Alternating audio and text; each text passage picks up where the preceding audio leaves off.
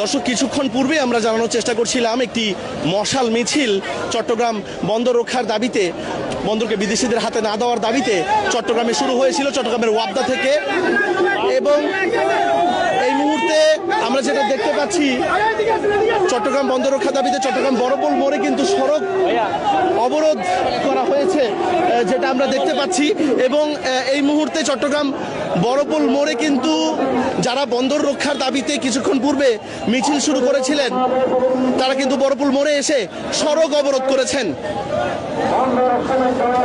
এই মুহূর্তে চট্টগ্রামের বড়পোল মোড়ে সড়কে গাড়ি চলাচল কিন্তু বন্ধ হয়ে গেছে, অর্থাৎ বড়পোল মোড় থেকে নিমতলা বিশ্ব রোডের দিকে যাওয়ার যে রাস্তা, সেই রাস্তায় কিন্তু এখন গাড়ি চলাচল করতে পারছে না। এবং একইভাবে নিমতলা বিশ্ব রোড থেকে বড়পোল মোড়ের দিকে আসার যে রাস্তা, সেই